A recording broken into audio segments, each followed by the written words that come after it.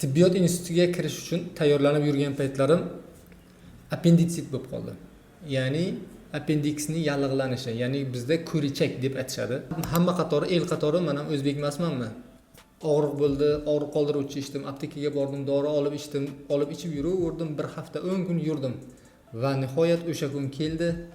Operatsiyaga borish majbur bo'ldim. Bordim, albatta u yiringlab ketgan edi.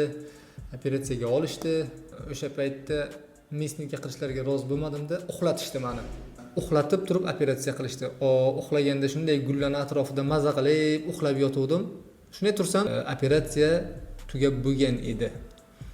Albatta o'ziga yarasha har bir operatsiyani qisman qanaqadir asoratlari bo'lishi mumkin. Ayniqsa kechikib borilgan kasalliklarda. Men ham kechikib borganim aniq edi, yiringlagan edi. Bu jarohatni bitishi 1 oyga cho'zildi. Shu paytda men xirurgiyaga qiziqa boshladim. Ya'ni u yiringlagan joyini tozaladim, periksda o'zimga o'zim obработка qildim. Ligaturniy svish degan kasallik paydo bo'lib qoldi. Ya'ni tikilgan ip organizmga so'rilmaydi-da, yiringlay boshlaydi.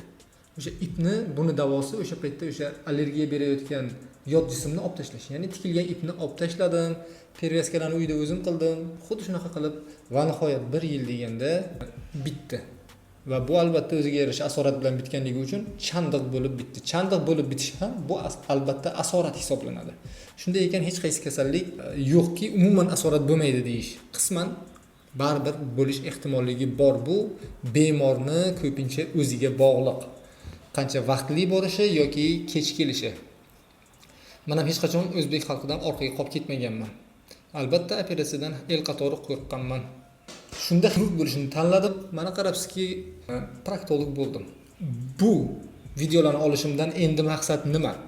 Men barcha odamlarga tibbiy jihatdan emas, balki shu organizmda bo'ladigan har bir jarayonlarni oshqozon sistemasidan boshlab to chiqish teshigigacha bo'lgan qismini xalqqa oddiy, sodda qilib tushuntirib berishga harakat qilmoqchiman.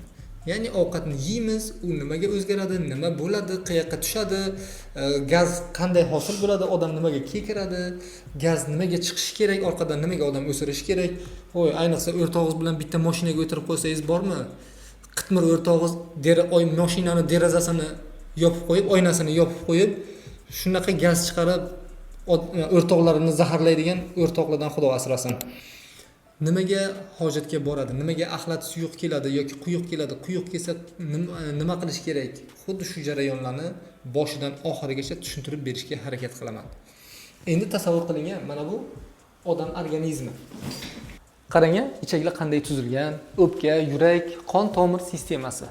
O'ylab ko'ring, odamlar terisi shaffof bo'lganda qanday narsalarga guvoh bo'lgan bo'lar edingiz. Bu juda chiroyli manzara, juda murakkab manzara. Biz shunchaki bu narsani ko'rmaganmiz, kundalik hayotimizda ishlatmaganimiz uchun bular haqida ko'p tushunchaga ega emasmiz. Aslida bu juda murakkab yaratilgan sistema. Alloh ham mana shunday murakkab yaratgan. Har bitta organizm bir butun, har bitta a'zolar qo'shilib bir butun organizm bo'lib ishlaydi. Hamma o'z vazifasini bajaradi. Agar O'zbekiston ham shunday bir butun bo'lib ishlaganda edi, hozir ancha oldinga rivojlanib ketgan bo'lar edi albatta. O'pka nafas olish sistemasini o'zini ishini bajaradi, yurak qon aylantirish va o'z vazifasini bajaradi, buyrak filtrlash vazifasini bajaradi. Albatta, yo'g'on ichak o'ziga yarasha eng keraksiz narsalarni chiqarib yuborish. Hammamiz uyaladigan, ko'pincha gaz hosil bo'lganda, axlat hosil bo'lganda chiqarib yuborish vazifalarini bajaradi. Endi shu narsalarni tasavvur qiling, shaffof bo'lganda edi, qanday narsalarni ko'rayotgan bo'lar edingiz. Albatta, yo'g'on ichakni ko'rmaganingiz ma'qulroq shaffof bo'lganda ham, chunki chiroyli ko'rinmasa kerak har ehtimolga qarshi. Avvalo, o'zi odam o'sha bachadonda qanday bir hujayradan ko'payib 2 hujayra, 10 hujayra, 20 hujayra, xullas rivojlana boshlaydi va odamcha shakllanadi. Bu odamcha aslida eng birinchi paydo bo'lganda 3 ta naychaga o'xshash tizimdan iborat. Nayga o'xshash bo'ladi? Bu qaysi naylar? Birinchisi yurak qon tomir sistemasi. Mana bular nayga o'xshash. Yurak qon tomir sistemasi bo'ladi va u rivojlangan sari tuguncha bo'lib, yurak eng markazida yurak bo'lib qoladi va bu qonni aylantirish vazifasini bajaradi. Ikkinchisi esa nerv sistemasi. Orqa miya va bosh miyaga ulangan va u har bitta a'zomizga, organizmimizga, tirnog'imizgacha hattoki nerv tolalari kelgan va bular siz tasavvur qila olmaydigan darajadagi juda chiroyli va narsalarni his qilishimizni, sezishimizni, tuyg'ularimizni boshqarishga yordam beradi. Uchinchisi esa bu ovqat hazm qilish, ichak tizimchasi, naychasi. Avvalo o'zi ichak naychasi deyiladi. Keyin bu ichak naychasidan shakllanib oshqozon, qizilo'ngach, og'iz sistemasi va bu yog'i o'sha chiqib ketish to'g'ri ichakka paydo bo'lib rivojlana boshlaydi. Biz esa mana shu ichak tizimchasini, naychasini boshidan oxirigacha ko'rib chiqamiz. Ya'ni ovqat hazm qilish sistemasini. Mana shu sistema haqida to'liq ma'lumotga ega bo'lmoqchi bo'lsangiz, albatta YouTube kanalimizga obuna bo'lib qo'ying. Bu albatta siz uchun foydali bo'ladi, hech qachon zararli bo'lmaydi.